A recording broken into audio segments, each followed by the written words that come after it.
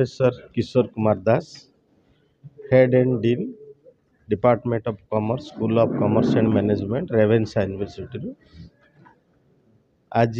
एठी आमर जो सेमिनार होची नेशनल एजुकेशन पॉलिसी उपरे से मु आज आमर विभिन्न कॉलेज रु सारा ओडिशा रु आसीथिबा टीचर सहित आम इंटराक्शन करूँ तांको सहित डिस्कशन करूँ ये एनईपी टा केमती सक्सेसफुली आम राज्य रे इम्प्लीमेंट हो पारे। ये जो न्यू एजुकेशन पॉलिसी 2020 यार मूल लक्ष्य जे आमे पिलां को स्किल इम्पार्ट करिबु तांको पई आमे एजुकेशन रे फ्लेक्सिबिलिटी रखिबु आउ से माने विभिन्न समय रे विभिन्न डिग्री करि सारला परे से माने तांकर एम्प्लॉयमेंट अपॉर्चुनिटी बा से मानकर अर्निंग रे रोजगार करिवार से माने सक्षम हो पारे। एटा हमर मास एजुकेशन रे कमिंग ईयर रू इम्प्लीमेंट करा जिवो तेणु मास एजुकेशन रे हमर जो 10+2 थिला ताकू आमे डिफरेंट सेगमेंट रे करा हाइची। क्लास 2 पर्यंत हमर गोटे लेवल रहइबो तापरे क्लास 2 रु 5 आउट अनदर लेवल रहइबो तापरे 6 रु 8 गोटे लेवल रहइबो माय middle level and secondary level ले 9 रु 12 पर्यंत रही। केते दिन पर्यंत रहइबो ए ट्रेनिंग कार्यक्रम ये तो नाक इम्प्लीमेंटेशन जो आमर एनईपी रो इम्प्लीमेंटेशन एटा कंटिन्यू करिवो पुणी जेते बेले आसीबो तो गोटे एजुकेशन पॉलिसी आसिया को दशंधि समय लगी जाउछि तेणु वर्तमान तो दशंधि धरी ये एजुकेशन पॉलिसी आम इम्प्लीमेंट करवा एथिरे आमर फ्यूचर यंग माइंड्स को आम रेडी करवा जो माने कि आम भारत वर्षर गठन रे सहायक है। सर ये जो पॉलिसी ये शिक्षा नीति पॉलिसी हाँ पिल्ला को ऊपर केते प्रभाव पिलां को एठी आमे सबु प्रकार शिक्षादान करिवु सेमानकर चॉइस अनुसार शिक्षादान करिवु ता सहित तांकर स्किल एनहांसमेंट करिवु ता सहित तांकर कोर नॉलेज रे तांकु आमे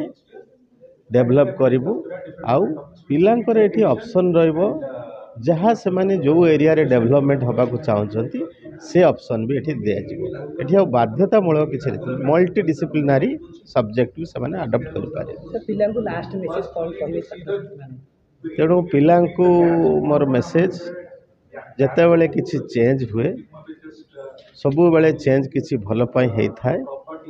एकु से माने चैलेंज ऊपर नियंतु आ निजर स्वर्णिम भविष्य गठन करिवारे आजिर सुजोग उपयोग कर। डॉक्टर त्रिलोचन नायक डायरेक्टर आईएमबी आम आज ऑल ओडिशा लेक्चर मीट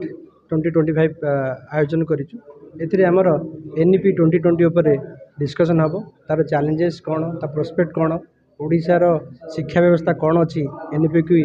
आगे नबारे तेणु आपण मानक सहयोग आम पाखापाखि 100 फैकल्टी को डाकिचु पाखापाखि 100 रु ऊर्ध्व कॉलेज को डाकिचु से पार्टिसिपेशन बहुत परिमाण अच्छी से मैंने आज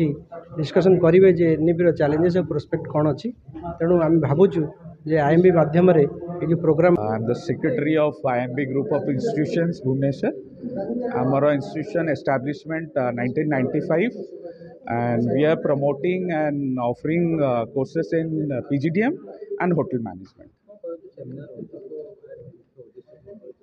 एटा हला हमारा first all Odisha lectures meet 2025 एटा फर्स्ट टाइम आम ऑर्गेनाइजेशन स्टार्ट करूची एंड आजिर टॉपिक हैला on the very recent introduced new educational system that is NEP 2020 एटी आम different prospects and challenges will discuss एटा गोटे platform I think is the right platform to interact with the intermediate level the undergraduate level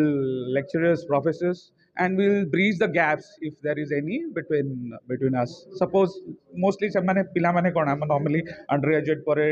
management courses ko opt karante since we are a management college, so we'll discuss the probabilities, the challenges, the gaps what we have in the intermediate and undergraduate level to